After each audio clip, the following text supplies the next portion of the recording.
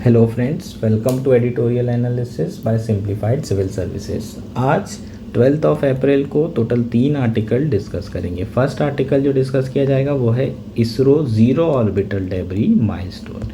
इसमें हम जो एक्सपोसैट मिशन है उसके बारे में बात करेंगे। वो मिशन सक्सेसफुल हो चुका है, उसमें किस तरीके से ज़ीरो डेब्रीज क्रिएट हो रही है, ये सारी चीज़ों पे चर्चा की जाएगी। इसके अलावा कैसलर सिंड्रोम के बारे में बात करेंगे, जो यूपीएससी प्री में आपको पूछा जा सकता है। कैसलर सिंड्रोम होता क्या है, ये सारी इन्फॉर्मेशन डिस्कस करेंगे। नेक्स्ट आर्टिकल जो डिस्कस किया जाएगा वो है इस transparency lacking in candidate disclosure. यह आर्टिकल इलेक्टोरल रिफॉर्म से रिलेटेड है, इलेक्शन से रिलेटेड है, बहुत इंपॉर्टेंट है।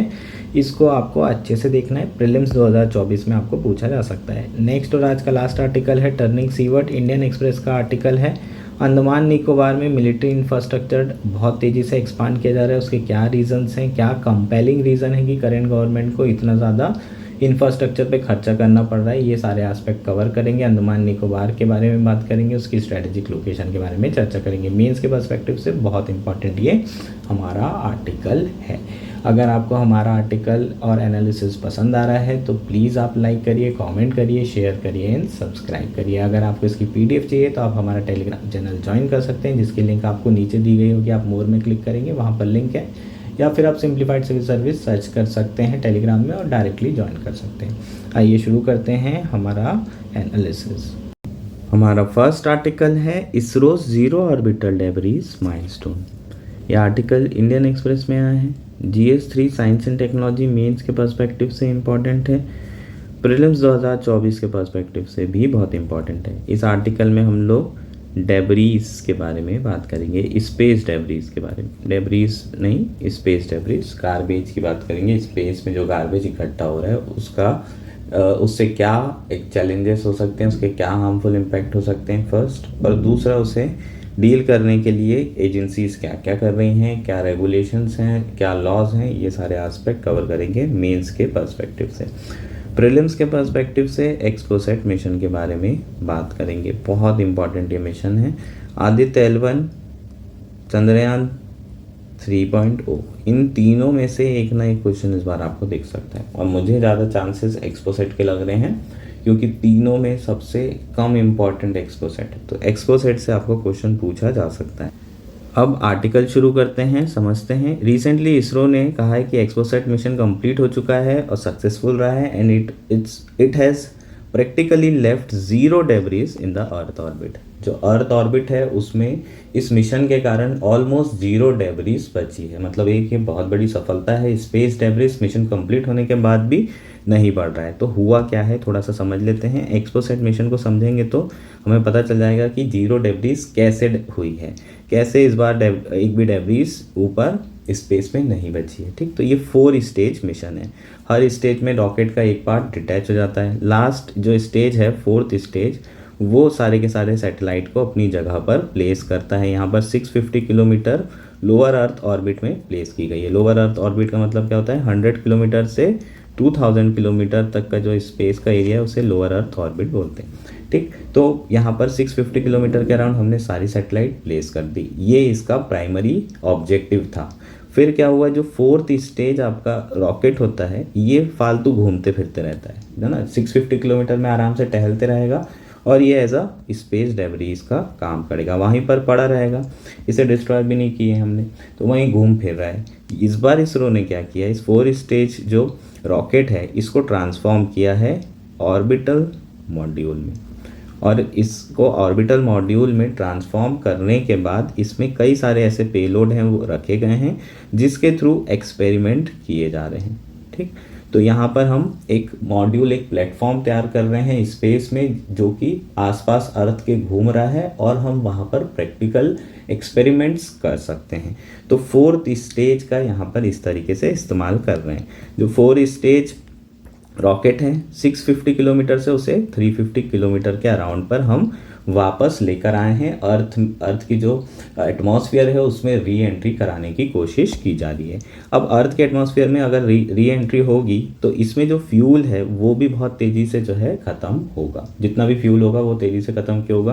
क्योंकि जितना आप अर्थ एटमॉस्फेयर में आओगे उतना ज़्यादा ड्रैग होगा और उसको सेम ऑर्बिट में उड़ने के लिए बहुत ज़्यादा फ्यूल की ज़रूरत पड़ेगी, बहुत ज़्यादा पावर की ज़रूरत पड़ेगी। तो धीरे धीरे पावर भी ख़त्म हो जाएगी, फ्यूल भी ख़त्म हो जाएगा और ऑटोमेटिकली जो ऑर्बिटल मॉड्यूल है वो अर्थ के तरफ अट्रैक्ट होगा, अर्थ के तरफ आएगा और जैसे जैसे एटमॉस्फेयर में अर्थ की तरफ आएगा वैसे ही ये बर्न हो जाएगा। एक चीज़ का और ध्यान रखा गया है कि पूरा फ्यूल ख़त्म होगा उसके बाद ही ये अर्थ की तरफ बढ़ेगा ताकि बहुत बड़ा एक्सप्लोजन ना हो। अगर फ्यूल रहेगा और अर्थ एटमॉस्फेयर की तरफ मूव करेगी ये आपका ऑर्बिटल मॉड्यूल तो बहुत बड़ा एक्सप्लोजन होगा और बहुत बड़ा एक्सप्लोजन होगा तो जितने भी उसके पार्ट्स होंगे छोटे छोटे वो एज अ स्पेस डेब्रिस बन के निकल सकते हैं। लेकिन हमने यहाँ ध्यान रखा है कि सारा फ्यूल जो है ख़त्म कर दिया जाए और फ्यूल जब ख़त्म होगा तभी ये अर्थ की तरफ आएगा और तभी बर्न होगा। तो प्रैक्टिकली देखा जाए तो इसके कारण जो डेब्रिस है वो ना के बराबर हो रही है और यही बहुत बड़ी सफलता है इसरो की। अब ऑर्बिटल मॉड्यूल के बारे में डिटेल में बात कर लेते हैं। It is developed by Vikram Sarabhai space centre as an inexpensive space platform. ये basically Vikram Sarabhai space centre के द्वारा डेवलप किया गया है। इनएक्सपेंसिव स्पेस प्लेटफॉर्म की तरह इसे यूज़ किया जा रहा है, सस्ता सा ये प्लेटफॉर्म है। इंटरनेशनल स्पेस स्टेशन का नाम तो आपने सुना होगा, है ना। जो स्पेस में एक स्टेशन बनाया रखा गया है वहाँ पर बहुत सारे एस्ट्रोनॉट्स हैं, जाते हैं, एक्सपेरिमेंट्स करते हैं। यहाँ पर क्या हो रहा है, यहाँ पर हम लोगों ने एक ऑर्बिटल मॉड्यूल बना दिया है। ठीक, एक ऑर्बिटल मॉड्यूल डेवलप किया है जो कि 4th स्टेज ऑफ रॉकेट को ट्रांसफॉर्म करके हुआ है। इस ऑर्बिटल मॉड्यूल में कई सारे पेलोड होंगे और ये पेलोड क्या करेंगे, ये ऑर्बिटल मॉड्यूल अपना घूम रहा है, ऑर्बिट कर रहा है अर्थ के अराउंड और इसमें एक्सपेरिमेंट्स हो रहे होंगे। यही जो है एस्ट्रोनॉट जाके इंटरनेशनल स्पेस स्टेशन में जाके खुद करते हैं। यहाँ पर ऑटोमेटिकली हमने पेलोड भेजे हैं, उसमें कुछ साइंटिफिक एक्सपेरिमेंट हो रहे हैं जिसके रिजल्ट्स हमको मिल सकते हैं। चूँकि ये जो पोएम है वो 3.0, इस बार वाले का नाम 3.0 है, इसका मतलब पहले भी आपने ऑर्बिटल मॉड्यूल में ट्रांसफॉर्म किया होगा स्टेज 4 को। तो फर्स्ट टाइम कब किया था, जून 2022 में PSLV C53 मिशन के अंदर। वहाँ पर भी हमने जो लास्ट स्टेज थी उसे ऑर्बिटल मॉड्यूल में क्या किया था, ट्रांसफॉर्म कर दिया था। जो पोएम है, it is powered by solar panels mounted on the fuel tank of rocket 4 stage. जो रॉकेट की 4th स्टेज है उसमें जो फ्यूल टैंक है उसके ऊपर सोलर पैनल लगाए गए हैं और उसी के थ्रू जो आपका ऑर्बिटल मॉड्यूल है वो पावर हो रहा है। इसके अलावा लिथियम आयन बैटरी भी इसमें है। It also has a navigation guidance and control system to stabilize its altitude along with helium control thruster। इसके अलावा जो आपका ऑर्बिटल मॉड्यूल है उसमें क्या क्या चीज़ें हैं, navigation guidance and control system है ताकि इसका जो एल्टीट्यूड है उसे मेंटेन किया जा सके। इसके अलावा जो आपका पोएम ऑर्बिटल मॉड्यूल है उसमें टेलीकमांड सिस्टम है जिसके थ्रू ग्राउंड स्टेशन से कम्युनिकेट किया जा सकता है। ये इंपॉर्टेंट पॉइंट है, तभी तो सारा डेटा भेजेंगे। जो भी आप एक्सपेरिमेंट कर रहे हैं उसका डेटा कैसे आएगा, जब आप नीचे ग्राउंड स्टेशन से कम्युनिकेट कर पाएँ, अदरवाइज पॉसिबल है क्या, नहीं। ठीक, फर्स्ट टाइम जो है इसरो ने 4th स्टेज ऑफ रॉकेट को रीयूज़ करने का डिमॉन्स्ट्रेशन कब किया था, 2019 में। ये डिमॉन्स्ट्रेट किया था, फर्स्ट टाइम टेस्टिंग हुई थी जिसमें हम 4th स्टेज को वापस रीयूज़ कर सकते हैं, वापस अर्थ एटमॉस्फेयर में वापस बुला सकते हैं। इवन जो रॉकेट है उसे वापस जो है पूरा अर्थ में बुलाया जा सकता है। ठीक, री एंट्री करवा सकते थे। ये 2019 में पहली बार जो है डिमॉन्स्ट्रेट की गई ये सारी चीज़ें। अब पोएम 3.0 ने क्या अचीव किया है ये देख लेते हैं। इनिशियली 650 किलोमीटर में सारे सैटेलाइट ऑर्बिट में प्लेस किए गए एक्सपोसैट मिशन के अंदर। उसके बाद फिर 350 किलोमीटर पे हमने ऑर्बिटल मॉड्यूल को प्लेस किया। ये 350 किलोमीटर पे अपना क्या कर रहा है, ऑर्बिट में घूम फिर रहा है अर्थ के आसपास और एक्सपेरिमेंट कर रहा है। इसमें टोटल 9 पेलोड फीचर्ड किए हैं। ठीक, जो आपका ऑर्बिटल मॉड्यूल है उसमें 9 पेलोड्स हैं, अलग अलग नाम है, चाहे तो पढ़ सकते हैं, मुझे उतने इंपॉर्टेंट नहीं लग रहे हैं। इतना ज़रूरी है कि 9 पेलोड्स के आसपास जो है आपके टोटल पेलोड यहाँ पर फीचर किए गए हैं, प्लेस किए गए हैं। और जो आपका ऑर्बिटल मॉड्यूल है इसने अराउंड 400 ऑर्बिट्स 25 दिन के अंदर जो है राउंड मार चुका है अर्थ के आजू बाजू, है ना। पूरे 400 राउंड जो है अर्थ के ये कंप्लीट कर चुका है। By January 27, 2024, all the poem payload objectives were completed. ठीक, तो यहाँ पर जनवरी 2024 के अंत में सारे के सारे जितने भी पेलोड थे उनके जो भी ऑब्जेक्टिव थे वो कंप्लीट हो चुके हैं और जो मिशन है वो पूरा का पूरा कंप्लीट हो चुका है। अब धीरे धीरे इसे अर्थ के एटमॉस्फेयर में लाने की कोशिश की जाएगी, री एंट्री करने की कोशिश की जाएगी। जैसे अर्थ के एटमॉस्फेयर में आएगा अपने आप जो है ये बर्न हो जाएगा और सारा फ्यूल इसका कंप्लीट ख़त्म होने के बाद जो है हम इसकी री एंट्री करवाएंगे। इसकी जो री एंट्री है उसे कैसे ट्रैक कर रहे हैं? Telemetry tracking and command network station Bangalore, Lucknow, Mauritius, Sriharikota, port Blair, Thiruvananthapuram, Brunei और इंडोनेशिया, ये जहाँ जहाँ जितने भी आपके ट्रैकिंग और कमांड नेटवर्क हैं इन सारे प्लेसेस में वहाँ से इसकी री एंट्री को ट्रैक किया जा रहा है और बहुत जल्दी जो है पोएम 3 री एंटर्ड होने वाला है अर्थ एटमॉस्फेयर में और उसके बाद ये ख़त्म हो जाएगा। अब जो मिशन है उसकी सिग्निफिकेंस की बात कर लेते हैं। इसकी सबसे बड़ी सफलता है वो क्या है? No space debris. अगर हम स्पेस डेब्रिस की बात करें तो number of satellite in the orbit around the earth बहुत तेज़ी से बढ़ रही है। मतलब स्पेस में जो सैटेलाइट्स हैं वो बहुत तेज़ी से बढ़ते जा रही है। अलग अलग कंट्री अपने अपने स्पेस मिशन के थ्रू सैटेलाइट्स को भेज रहे हैं। अब ये सैटेलाइट वहाँ स्पेस में जाएगी, उसके बाद थोड़े समय तक काम करती है, उसके बाद फिर जब उसका काम ख़त्म हो जाता है तो यहाँ वहाँ स्पेस डेब्री की तरह घूमती रहती है। ठीक, तो स्पेस डेब्री होता क्या है? बेसिकली लोअर अर्थ ऑर्बिट में अगर हम बात करें तो space debris pieces of aircraft हो सकता है, रॉकेट के पीस हो सकते हैं, डिफंक्ट सैटेलाइट हो सकती है जो सैटेलाइट अब कुछ फंक्शनल नहीं है। इसके अलावा जो आपके एंटी सैटेलाइट मिसाइल है ना, उसको टेस्टिंग करने के लिए हम लोग क्या कर रहे हैं, यहाँ से मिसाइल भेजते हैं और सैटेलाइट को जो है डिस्ट्रॉय कर रहे हैं। जो डिस्ट्रॉय होता है उससे कई सारे पीसेस बनते हैं और वो पीसेस भी स्पेस डेब्री में काउंट होते हैं। तो ये जो स्पेस डेब्रीज है वो बहुत ज़्यादा प्रॉब्लमेटिक इशू बन चुका है, लेकिन इस मिशन के अंदर इसरो ने दिखाया है कि जो स्पेस मिशन है वो कंप्लीट किया जा सकता है without creating a single debris. Almost ना के बराबर यहाँ पर स्पेस की डेब्रीज डेवलप की गई है। तो अगर हम देखें तो ये किस तरह का चैलेंज जो है लेकर आ रहा है। सबसे पहले तो जो स्पेस के एसेट हैं जो ऑलरेडी वहाँ पर सैटेलाइट्स हैं उनके लिए बहुत बड़ा चैलेंज है। मान लीजिए कि कोई आपका डिफंक्ट सैटेलाइट है वो किसी फंक्शनल सैटेलाइट से टकरा जाए और इसकी जो ट्रेजेक्ट्री है उसको जो है डिस्प्लेस कर दे या फिर इस सैटेलाइट को भी ख़त्म कर दे, तो एक जो स्पेस में एसेट हैं उनके लिए बहुत बड़ा खतरा बन चुका है आपका स्पेस डेब्रीज। दूसरा इशू क्या है? दूसरा इशू ये है कि जहाँ पर डेब्रीज बहुत ज़्यादा होगी, है ना, अगर मान लीजिए कहीं पर डेंसिटी बहुत ज़्यादा है, बहुत ज़्यादा वहाँ पर कचरा गार्बेज पड़ा हुआ है सैटेलाइट रिलेटेड पार्टिकल, तो वहाँ पर आप लोग सैटेलाइट प्लेस कर ही नहीं पाएंगे। क्यों? क्योंकि खतरा रहेगा कि अगर हमने यहाँ प्लेस किए तो गलती से भी अगर एक भी डेब्री टकरा गई तो सैटेलाइट जो है डिफंक्ट हो सकती है और बर्न हो सकती है। ऐसे में जो आपके पास स्पेस में जगह है वो धीरे धीरे कम होती जा रही है। मतलब एक स्पेस बचा था जहाँ पर हमने पॉल्यूशन नहीं किया था, वहाँ पर भी हमने पॉल्यूशन कर दिया है। According to ISRO Space Situational Assessment Report 2022, the world placed 2,553 objects in space in 179 launches in 2022। 2022 अकेले इस साल में 179 लॉन्चेस हुए हैं टोटल स्पेस में और 2500 से अधिक जो है ऑब्जेक्ट को स्पेस में प्लेस किया है और ये सारे ऑब्जेक्ट फ्यूचर में जाके स्पेस डेब्रीज बनेंगे। करेंटली अगर हम बात करें ओवरऑल तो लगभग 7000 ऑपरेशनल सैटेलाइट जो है प्लेस किए गए हैं स्पेस में जो कि ऑर्बिट कर रहे हैं अर्थ को। टोटल 7000 सैटेलाइट के आसपास है और million of pieces of space debris भी आपको मिल जाएगी। ठीक, एक पॉइंट जो कि बहुत इंपॉर्टेंट है वो है कास्केडिंग इफेक्ट, ठीक, जिसे कैसलर सिंड्रोम भी कहा जाता है। ये कैसलर सिंड्रोम अगर वर्ड आपको दिखाई देता है तो किससे रिलेटेड है? ये स्पेस डेब्री से। ठीक, कैसलर सिंड्रोम में स्पेलिंग क्या होगी कैसलर की? KESSLER, Kessler syndrome. इसको ध्यान रखेंगे। ये सिंड्रोम में क्या होता है? कास्केडिंग इफेक्ट होता है। मान लीजिए आपने थोड़ा सा जो है स्पेस डेब्री बन गया है और आपकी प्रॉपरली जो अभी मैंने थोड़ी देर पहले बताया था, आपका प्रॉपरली जो फंक्शनल सैटेलाइट है वो मस्त आराम से ऑर्बिट कर रही है। चूँकि स्पेस डेब्रिस बढ़ते जा रहा है बढ़ते जा रहा है, तो ये क्या होगा, ये इन सैटेलाइट से टकराएगा, ये इनसे कोलाइड करेगा, तो ये भी जो है डिफंक्ट हो जाएंगी और ये भी जो है क्या बन जाएंगी, स्पेस डेब्री। तो यहाँ से इसके कोलिजन के कारण क्या हो रहा है, कास्केडिंग इफेक्ट हो रहा है। ये इससे टकराएगी, ये किसी और से टकराएगी, फिर दूसरे किसी और से टकराएंगे, तो पूरे स्पेस में बेसिकली जो आपके स्पेस डेब्री हैं वो बहुत तेज़ी से बढ़ेंगे फ्यूचर में।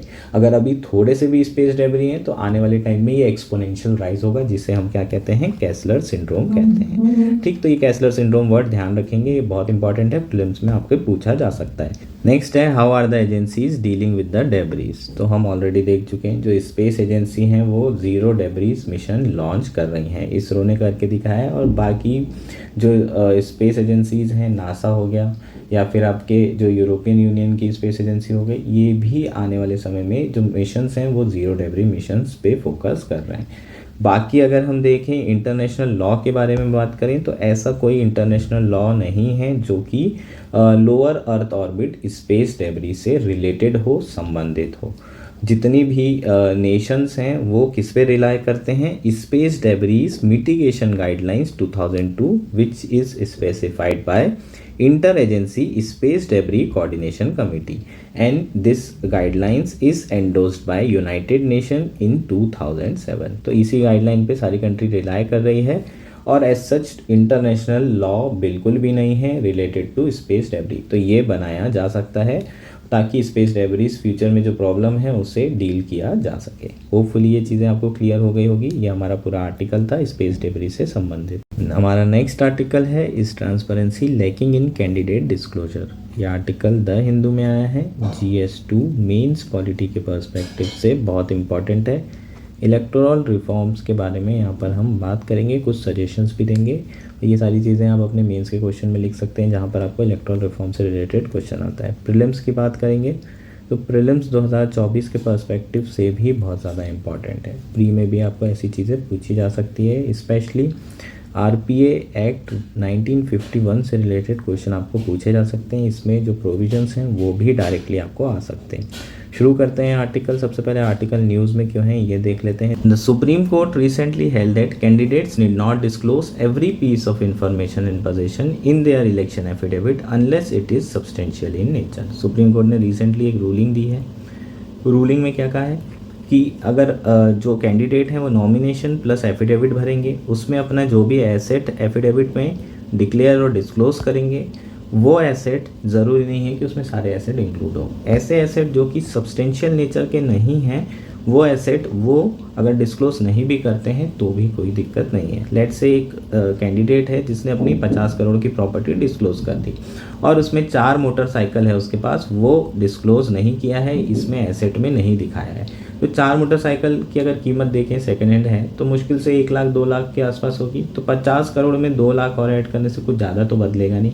तो सब्सटेंशियल नेचर के अगर एसेट्स नहीं दिखाए गए हैं तो कोई बात नहीं, इतना कोई इशू नहीं है। लेकिन अगर सब्सटेंशियल नेचर के एसेट छुपा लिए, 4 मोटरसाइकिल दिखा दी लेकिन ये 50 करोड़ की ज़मीन नहीं दिखाई, तो ऐसे में उन्हें सज़ा हो सकती है, जो भी प्रावधान है RPA एक्ट 1951 के अंदर। ठीक, तो ये बेसिकली रिसेंटली सुप्रीम कोर्ट ने कहा है और इसलिए ये आर्टिकल आया। इसके अलावा जो इलेक्शन कमीशन ऑफ इंडिया है उन्होंने पूछा है CBDT को वेरीफाई करने के लिए। क्या वेरीफाई करने के लिए पूछा है?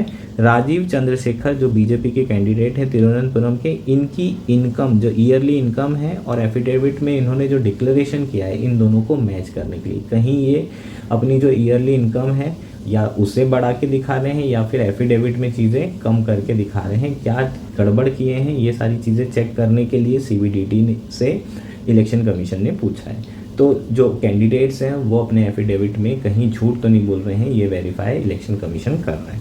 अब इससे रिलेटेड लॉज क्या हैं पहले ये देख लेते हैं, फिर इश्यूज़ के बारे में अच्छे से डिटेल में बात कर लेंगे।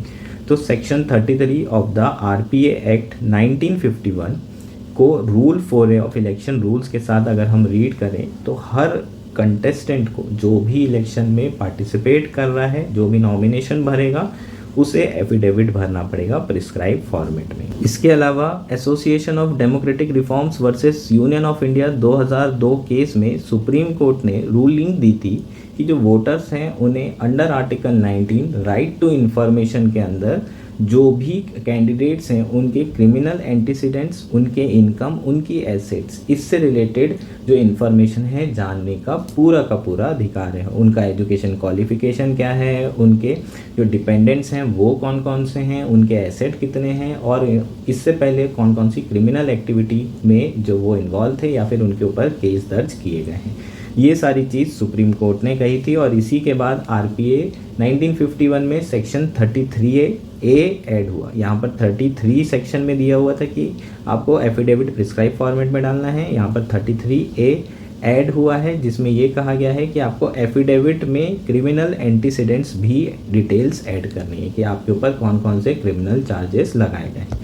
इसके अलावा जो section 125 of the RPA act 1951 है उसमें ये कहा गया है कि अगर आप ऐसी इन्फॉर्मेशन फर्निश नहीं करते हैं या फिर आप गलत इन्फॉर्मेशन देते हैं एफिडेविट में या फिर आप इन्फॉर्मेशन छुपा लेते हैं अपने नॉमिनेशन पेपर में या एफिडेविट में, तो आपको 6 महीने की सज़ा हो सकती है, फाइन हो सकता है या फिर दोनों हो सकते हैं।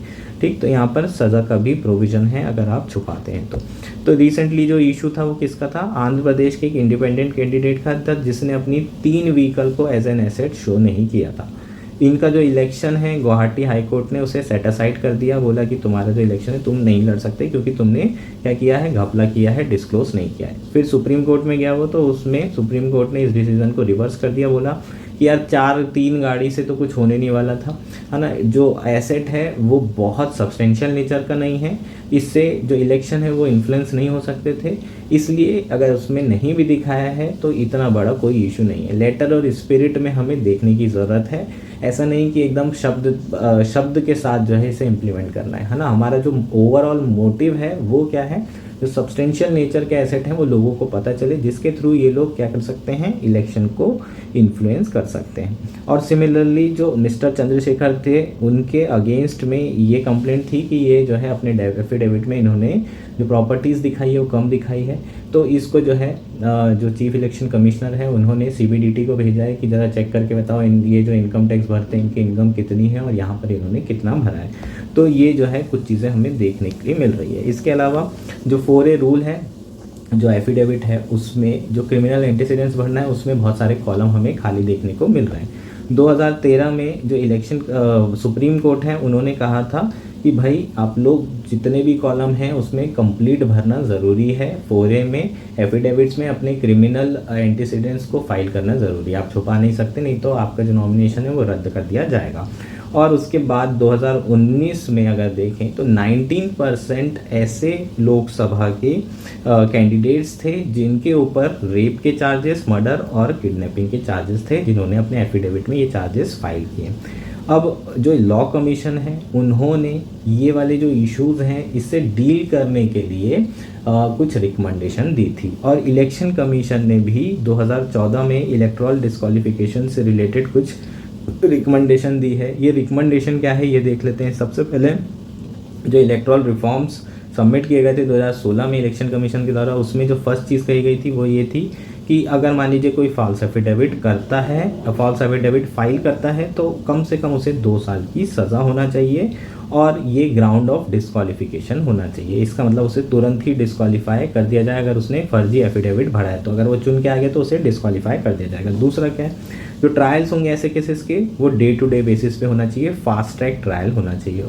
एंड फाइनली अगर कोई भी पर्सन कन्विक्ट होता है इलेक्शन के 6 महीने पहले, अगर उनके ऊपर कोई भी केस चार्ज किया जाता है और उसमें मिनिमम 5 साल की सज़ा होती है तो उस पर्सन को इलेक्शन से डिबार कर दिया जाएगा, इलेक्शन लड़ने से डिबार कर दिया जाएगा पूरे जीवन भर के लिए। इसका मतलब अगर लालू प्रसाद यादव की बात करें, उन्हें 6 साल से अधिक की सज़ा है, 5 साल से अधिक की सज़ा हो चुकी है, तो अगर ये प्रोविज़न अगर क्या करते हैं हम इसे इम्प्लीमेंट कर देते हैं तो वो कभी भी इलेक्शन नहीं लड़ पाएंगे। ऐसे कई सारे पॉलिटिकल पार्टी के लीडर्स हैं जो कि इलेक्शन नहीं लड़ पाएंगे, जो कि 5 साल 6 साल तक सज़ा काट रहे हैं। तो ये जो है कुछ ड्रास्टिक रिफॉर्म्स जो है यहाँ पर सजेस्ट किए गए हैं किसके द्वारा, इलेक्शन कमीशन के द्वारा। इसके अलावा सुप्रीम कोर्ट ने interest foundation versus union of India के अंदर कैंडिडेट्स और पॉलिटिकल पार्टी को डायरेक्ट किया है कि कम से कम आप अपने जितने भी कैंडिडेट्स हैं उनके क्रिमिनल एंटीसीडेंट्स को क्या करेंगे, 3 टाइम्स डिस्क्लोज करेंगे। कहाँ कहाँ डिस्क्लोज करेंगे आप, एक तो न्यूज़पेपर में डिस्क्लोज करेंगे जो लोकल न्यूज़पेपर है, इलेक्ट्रॉनिक मीडिया में डिस्क्लोज करेंगे और एफिडेविट में डिस्क्लोज करेंगे। ये चीज़ें जो है सुप्रीम कोर्ट ने कही थी।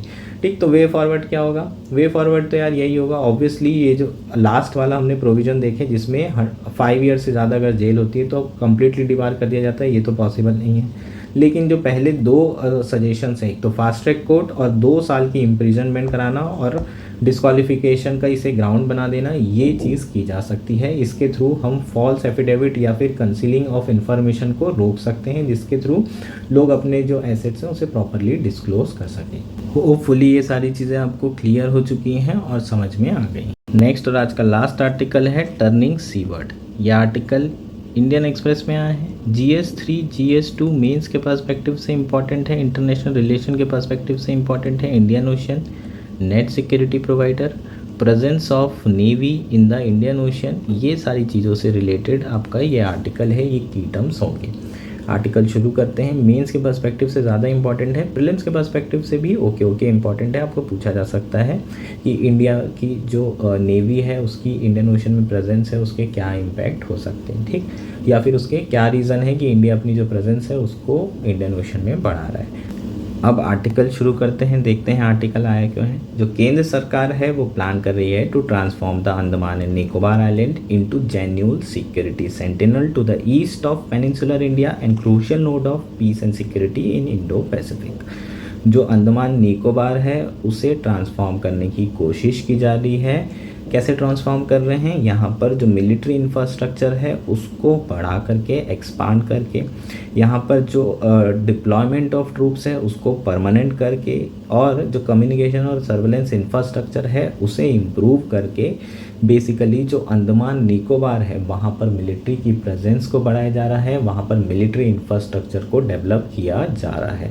इससे बेनिफिट्स क्या होंगे, इससे बेनिफिट्स ये होंगे कि जो इंडो पैसिफिक रीजन है वहाँ पर इंडिया की जो मिलिट्री और नेवी है उसकी प्रेजेंस बढ़ेगी, और इस रीजन की पीस एंड स्टेबिलिटी के लिए ये बहुत ज़्यादा इम्पॉर्टेंट है कि इंडिया जो है अपनी प्रेजेंस इंडियन ओशियन में बढ़ाए।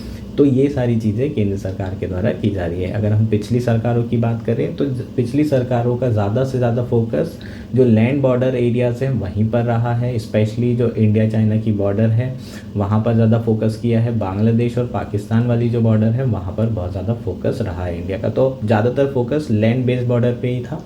और जो आपके आइलैंड हैं वो थोड़े से इग्नोर रहे हैं पिछली सरकारों में। जो आपकी करंट गवर्नमेंट है वो जो है जो स्ट्रेटेजिक सिग्निफिकेंस है अंडमान निकोबार और लक्षद्वीप आइलैंड का वो समझ रही हैं और उसमें बहुत ज़्यादा इन्वेस्ट कर रही है, और उसके कंपेलिंग रीजंस भी हैं।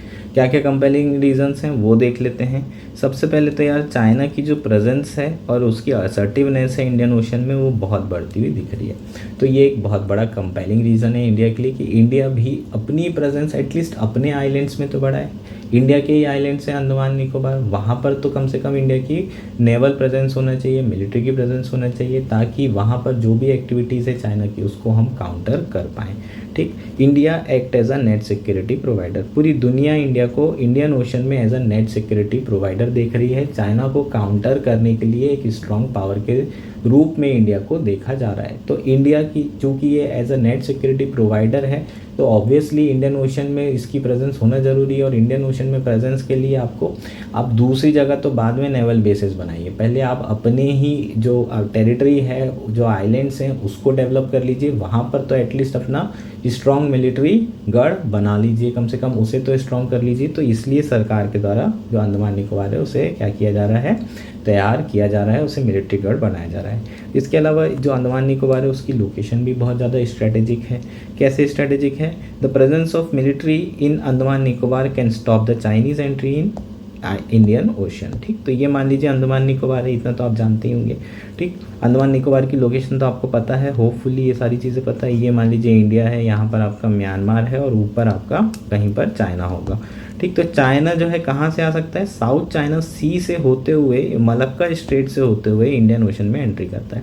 अगर इंडिया की इस अंडमान निकोबार में प्रेजेंस बहुत स्ट्रांग हो जाती है। तो यहाँ पर ये क्या कर सकता है, जो चाइना है उसको जो है आने से ही रोक सकता है। इसके अलावा चाइना के जितने भी फ्यूल हैं, ट्रांसपोर्टेशन है, वो भी मलक्का स्ट्रेट से होते हुए जाता है। इंडिया चाहे तो यहीं पर इनका जितने भी सप्लाई है उसे रोक सकता है। इन केस अगर वॉर हो जाती है तो इंडिया जितना भी तेल है, जितना भी इनका मटेरियल है जो कि ट्रांसपोर्टेशन के थ्रू जा रहा है, शिपिंग ट्रांसपोर्टेशन के थ्रू, उसको इंडिया कंट्रोल कर सकता है अगर इंडिया की यहाँ पर प्रेजेंस क्या हो जाए, बढ़ जाए। तो इसकी बहुत ज़्यादा स्ट्रैटेजिक इम्पॉर्टेंस है। इस अंडमान निकोबार आइलैंड की बहुत स्ट्रैटेजिक लोकेशन पर है ये, इसलिए इसे डेवलप करना बहुत ज़्यादा ज़रूरी हो गया था।